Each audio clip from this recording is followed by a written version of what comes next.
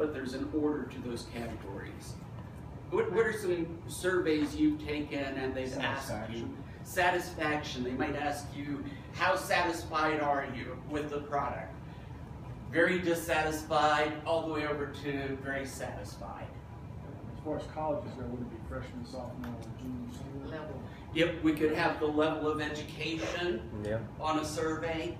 With their engagement surveys, Janae was talking about how she is using one of the standard engagement surveys, and then she's constructing her own survey for the other part of her research, and those would be ordinal questions themselves. So ordinal, we have order, but we don't know how far apart the items are. And then we have interval/ratio. From the statistical standpoint, those two are pretty much the same thing. So SPSS, you may have noticed, calls them scale. So when you see scale in SPSS, they're talking about interval or ratio. What would be some examples of interval type things you might collect on a survey? We already have age if we ask for exact age. Years of experience. Years of experience could be a question you might encounter. Dollar cost. Pardon? Dollar cost. The dollar cost of something. Okay, you bought a product from us, how much did you pay for it? Other things that you may have encountered on a survey. Maybe like number of experiences. Number of experiences or number of interactions. How often do you come into the store per month, they might ask. So there are different things. The big thing is these are numeric values. There is order to those numeric values, and there's a specific distance between each value and the next value. And you've probably noticed when you have interval data, you can do a lot of statistical tests with it. Now, at the same time, interval data doesn't fit well into statistical tests in some respects. For example, you can't really take your interval data and put it in the fixed effects box in ANOVA. If you did that with age and you had people ranging from 18 to 89, you would have 89 minus 18 plus 1 groups, and that would really scatter things out in your analysis. Probably wouldn't find anything useful. So one of the first things after you have your research objective and you're thinking about the data is, what does the data look like? What's the type? Then we have structure. How are we going to structure the data? And you've seen in the big data set we use all the time that basically every row is a unique observation. Every column is a variable related to the research. So I have a column for hiring source, training group, years of experience, gender, and a whole bunch of other things. And so every row is an observation, or in SPSS terms, a case. Every column is a variable that we're capturing data about. And so that data set has detailed data for everyone. And that's really the typical structure of your data in statistics. You'll have observations and you'll have variables. And that's how you should structure your data. Sometimes when people are doing their analysis and they're having problems, I'll ask them to send me their data set, and I'll find that what they did was they first put the data in Excel, and then they started sticking formulas at the bottom of the spreadsheet, or even worse yet, they started having inserted in the data rows where they have calculations, computing averages, and once you start putting all that Excel stuff in there, then SPSS doesn't know what to do. If you have formulas at the bottom that calculate totals or averages, SPSS is going to just assume those are more observations. So your data set really just consists of your data, your observations and your variables, nothing else. Now, we did see with chi-square, there are times when you can have summarized data and analyze that. Chi-square is one of those rare exceptions to all that, having all the detailed data. And we talked about how sometimes when you're doing your analysis, you're using someone else's research or a report from the past, and you don't have access to the data.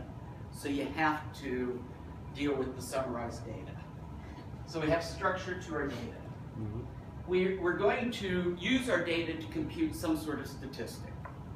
And I've been calling those the test statistics because that data, we use the data to calculate the statistic.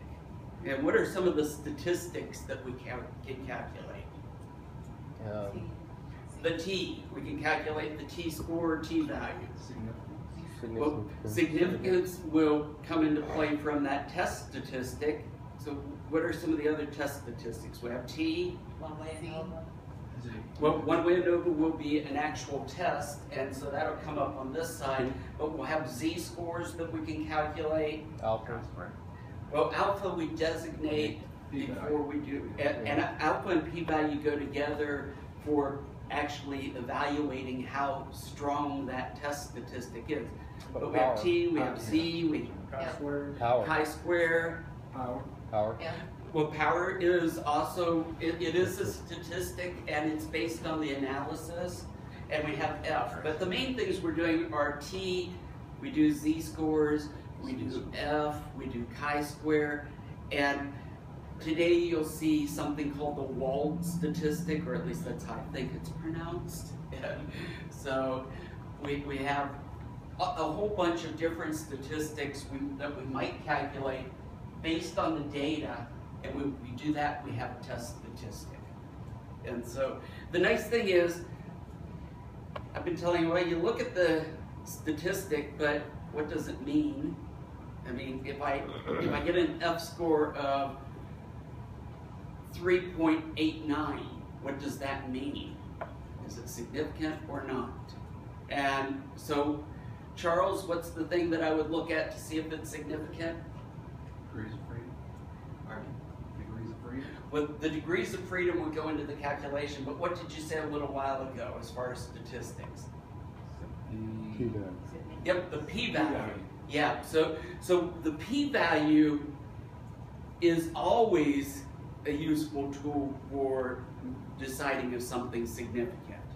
And so all along I've had that golden rule. If the p-value is less than or equal to Alpha. alpha, then what does that mean? We failed to reject it.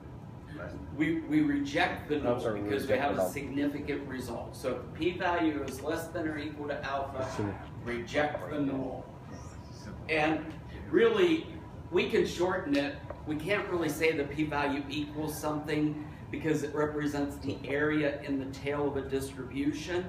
But a lot of people will just say p-value less than alpha, recognizing that we can't come up with a specific p-value.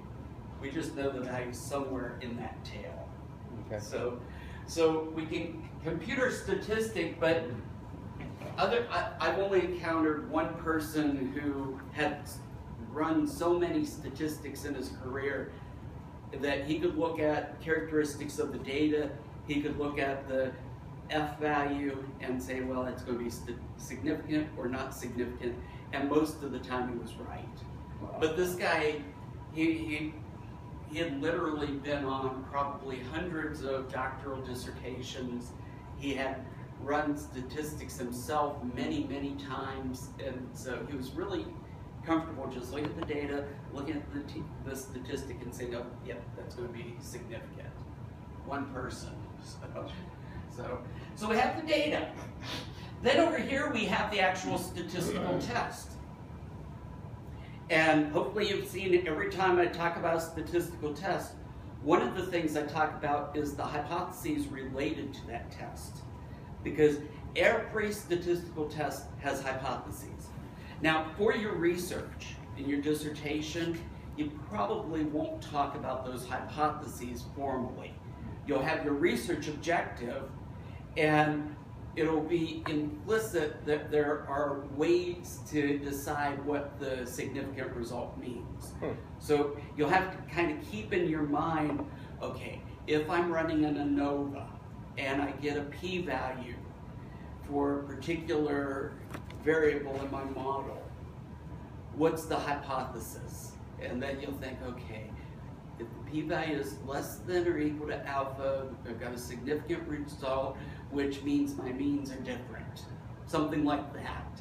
But you won't formally talk about those in your dissertation unless, there's always an exception, unless you're doing a statistical test that is fairly rare, but for some reason you decided that's the best test for you, then it's helpful to talk more about that statistical test. Sometimes people want to talk about how they compute a mean, how they compute a variance, stuff like that. You don't need to put that in there. Everyone on your committee is going to know how to do that, and chances are everyone who ever reads your dissertation, at least the chapter 3 and 4, they're going to know how to do those things. Which, by the way, most people who look at a dissertation for reference, they're going to look at chapter 1, then they're going to jump to chapter 5. They're going to see, okay, here's what the person was planning to do, here are their findings. And then if they decide that they really need to, they're going to start looking at the other chapters. But it's sad, you put so much work in those chapters, but people tend to go to 1, then 5, or they start with 5 and then go back to 1. But you have to have that stuff in there to show that you have rigor in your research. I think Dr. Annulis brought up the word rigor yesterday. One of the things we're always looking for is, are you describing things correctly? And that's a challenge with the statistics. So you'll be citing, you'll be citing Field, you'll probably be citing Shadish, Cook, and Campbell, and maybe other books that you look at. So we're going to have hypotheses. We're going to have a process for analyzing, and I'll use ANCOVA here. With ANCOVA, we talked about the 2 tests you have to do to make sure the covariate belongs in the model. So that's part of the process for performing an ANCOVA. You verify the covariates belong, or you determine they don't belong, and then you do your ANCOVA. So every test has processes, it has formulas. We're not going to worry about the formulas in the dissertation. I don't want to see all the formulas for ANOVA or regression or anything like that, because we're applied here. I show you the formulas in some cases to try to get the intuition about how they do things. For example, when we were talking about ANOVA, I was showing you the formulas to try to illustrate the between groups and the within groups. But we know those are there. We know that SPSS can do the calculations. That's fine with us. Then, for each statistical test, you're going to have some sort of statistic, and that's the T, the Z, the F, the wall, whatever. And there's going to be some sort of statistical distribution. And once again, we're not going to, in the dissertation, be worried about the shape of that distribution. I've shown you shapes just to give you an idea that, for example, the F distribution, it's not just one distribution. Depending on your degrees of freedom, it can take all sorts of odd shapes. So there's a statistical distribution. But what matters out of that is, Charles, what matters out when you're deciding if you have significance? Where it is? P-value? Yep, the p-value. Okay. Yeah. Picking on you right now, but the p-value.